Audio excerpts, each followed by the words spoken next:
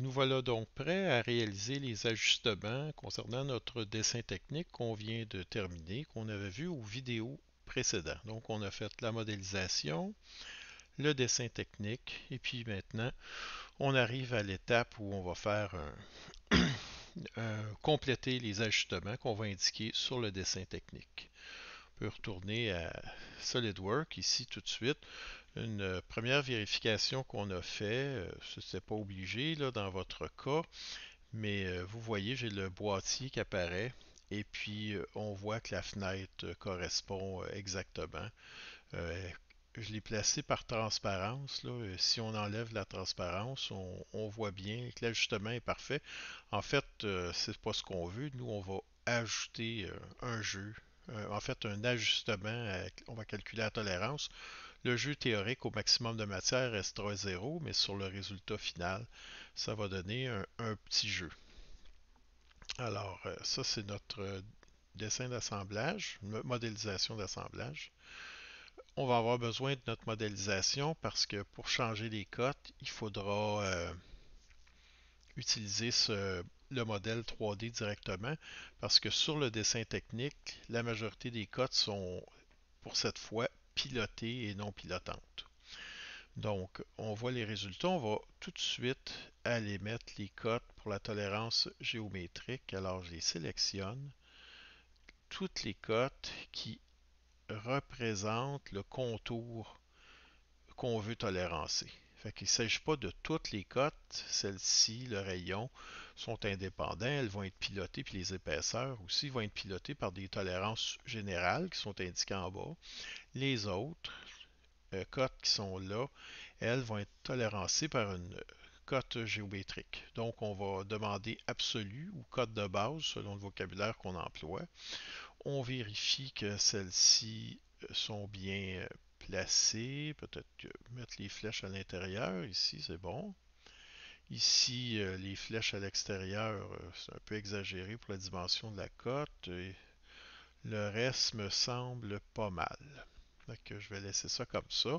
J'ai noté, j'ai bien organisé le reste des éléments. On va ajouter la boîte de tolérance.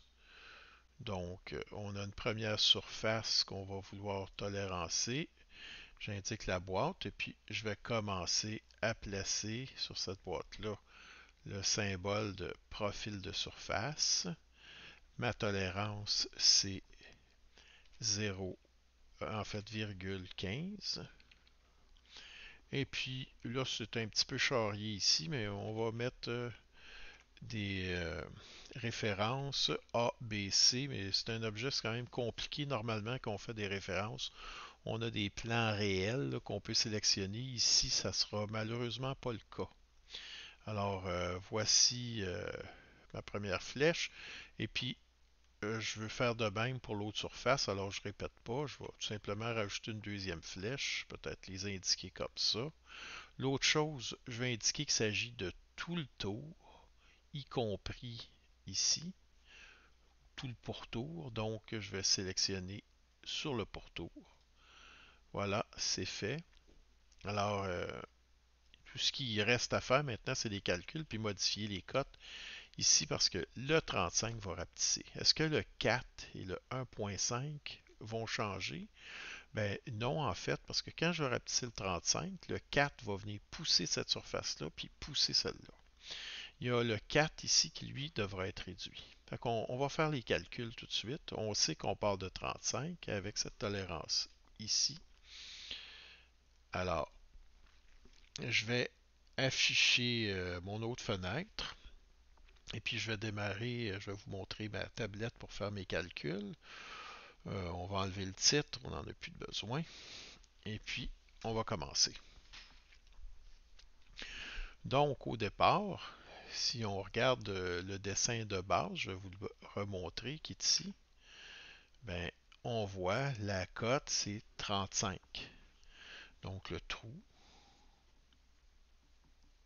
2 points, c'est 35. Mais ça, il ne s'agit pas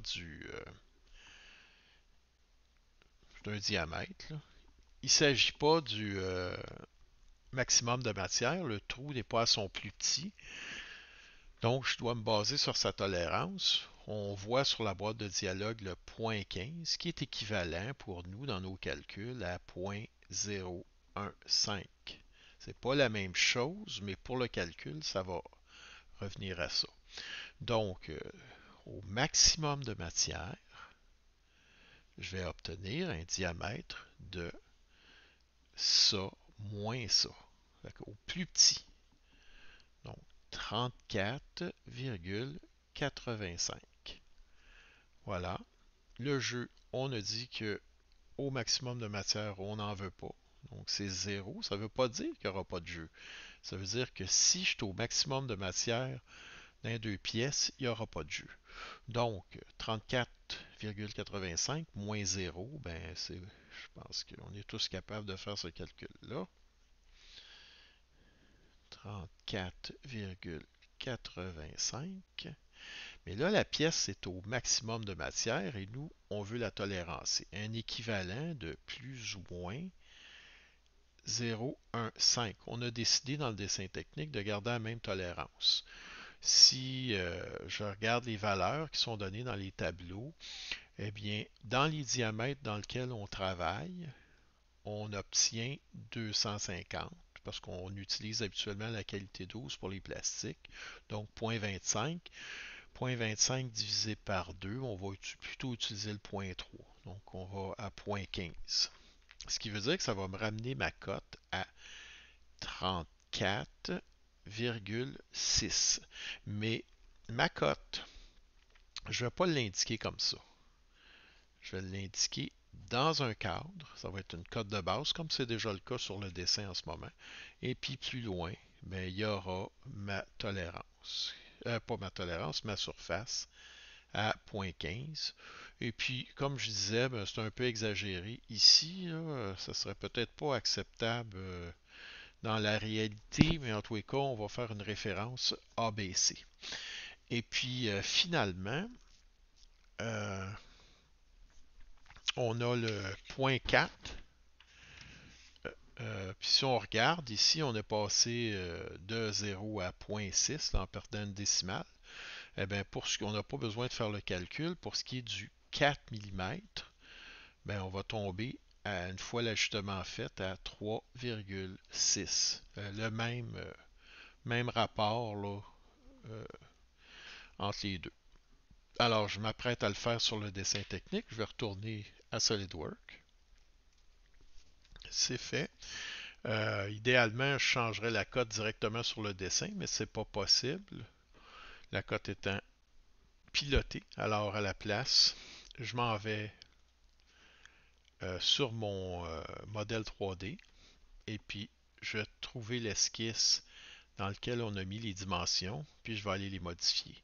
Donc le 35 passe maintenant à 34,6 et puis le 4 ici passe à 3,6. Alors, j'ai juste à quitter, à sauvegarder et puis je retourne dans le dessin technique et puis je vois les valeurs ont changé. Je m'assure que le dessin reste organisé correctement, là, que rien n'a trop bougé. Et puis je le sauve. Puis une fois que la sauvegarde est faite, ben pour remettre le travail, j'oublie pas de faire un enregistrement en format PDF, comme on fait d'habitude, en s'assurant que les options couleur est enlevée, etc., que les options sont comme d'habitude. Ok, il me reste juste à faire ça, puis remettre le travail. Peut-être une dernière vérification quand même. On peut aller voir le dessin d'assemblage.